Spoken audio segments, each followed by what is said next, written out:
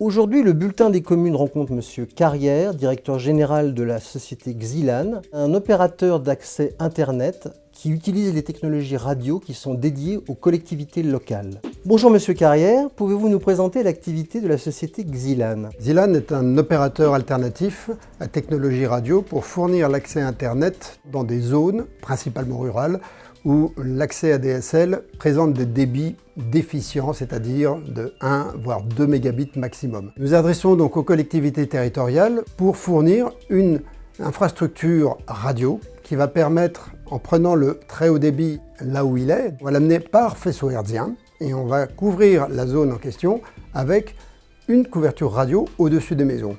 L'ARCEP vient récemment de publier une recommandation pour l'usage d'une bande de fréquence à des fins d'aménagement du numérique sur le territoire.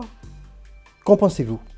Nous accueillons extrêmement favorablement cette initiative de la part de l'ARCEP parce qu'il est essentiel que pour tenir le pari du très haut débit en 2022 sur tout le territoire français, la technologie radio doit être utilisée. La société Xilan a déjà commencé des tests concernant la technologie LTE fixe.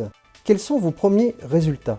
Alors voilà à peu près 1 an que nous testons dans différentes configurations la technologie LTE. Les résultats sont très encourageants. À 10 km de distance entre l'utilisateur et l'antenne d'émission LTE, nous obtenons des débits descendants supérieurs à 30 mégabits par seconde. À titre de comparaison, en Wi-Fi ou dans une technologie Motorola comme nous utilisons jusqu'à présent, nous atteignons péniblement 20 mégabits de débit descendant pour 3 km de distance entre l'antenne d'émission et le client. Un autre point aussi dans la magie du LTE fixe, c'est la possibilité de franchir des barrières de végétation. Ça va être quelques arbres qui vont pousser de temps en temps entre l'utilisateur et son antenne de rattachement. En Wi-Fi, on est très pénalisé lorsque cela se passe. En LTE fixe, ce problème-là est pratiquement éradiqué. On parle de LTE fixe alors que les opérateurs classiques tels que Bouygues,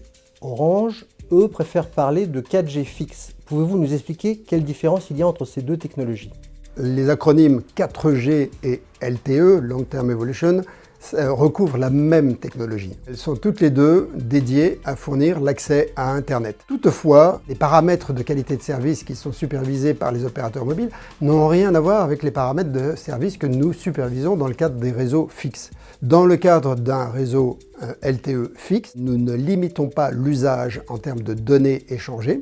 C'est une première différence. Et la deuxième différence, c'est qu'un utilisateur en mobile peut arriver proche d'une antenne et préempter tout le débit utile de cette antenne. C'est totalement impossible sur un réseau 4G fixe, donc la qualité de service sera au rendez-vous et les 10 km à 30 mégabits, ce sera une réalité. En conclusion, quelles sont vos recommandations concernant cette technologie? La technologie LTE fixe est une technologie qui va permettre à l'État et aux collectivités territoriales de gagner le pari du 30 mégabits pour tous en 2022.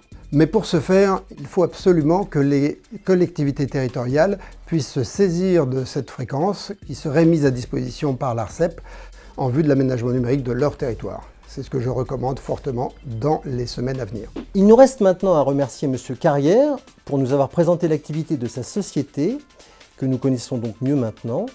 Et nous espérons que la technologie dont il vient de nous parler sera rapidement mise en place sur tout le territoire. Merci.